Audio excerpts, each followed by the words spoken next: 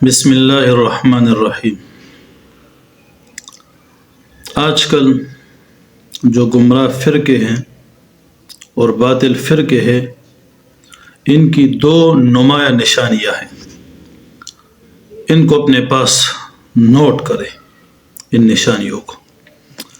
پہلی نشانی باطل فرقوں کی، گمراہ فرقوں کی یہ ہے قلت تعبد۔ دوسری نشانی قلت تعدب۔ یہ دو نشانیاں ہیں۔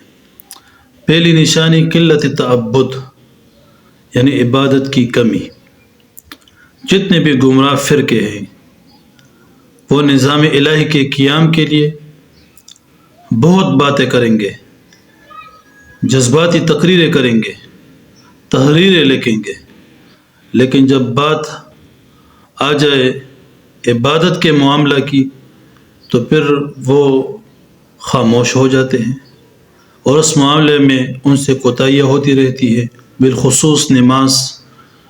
پھر اس میں سستی اور کوتاہی ہوگی۔ تو نظام الہی کے قیام کے لیے بہت باتیں کریں گے، تقریریں کریں گے جذباتی، لیکن عبادات کے معاملے میں ان کی کمی ہوگی۔ نماز کی پابندی نہیں ہوگی، تکبیر اللہ کی پابندی نہیں ہوگی۔ اس میں یہ سست ہوتے ہیں اور غفلت کرتے ہیں۔ یہ ان کی علامت ہے۔ نہ خود عبادات کی طرف ان کی توجہ ہوتی ہے اور نہ عوام کی توجہ وہ عبادات کی طرف مبذول کرتے ہیں۔ تو اس وجہ سے ایسے لوگوں سے اپنے آپ کو بچانا ہے۔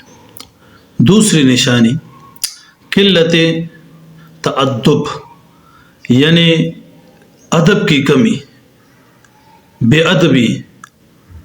جتنے بھی گمراہ فرقے ہیں، ہمارے اکابرین، ہمارے اسلاف پر وہ طعن کرتے ہیں، تنقید کرتے بیجا، بے ادبی کرتے ان کی۔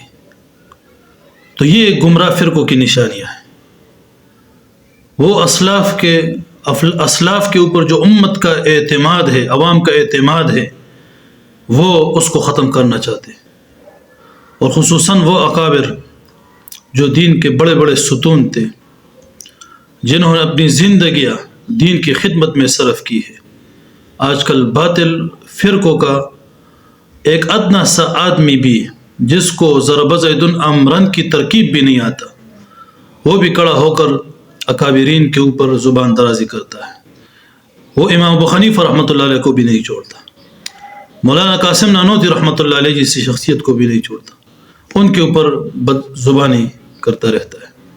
تو یہ دو علامتیں ہیں، قلت تعبد عبادت کی کمی، اور دوسرا قلت تعدب یعنی بے ادبی۔ تو اس وجہ سے ایسے لوگوں سے اجتناب کرنا ہے، اور آپ ادب کا دامن بھی نہ چھوڑیں، اپنے اکابر پر اعتماد کریں، اسلاف پر اعتماد کریں، اور بندگی کا دامن بھی نہ چھوڑے، اللہ کی بندگی کرے، عبادت کرے۔ اللہ رب العزت ہم سب کی اصلاح فرمائے، ہمارے عقائد کی اللہ رب العزت حفاظت فرمائے۔ وآخر دعوانا الحمدللہ رب العالمین۔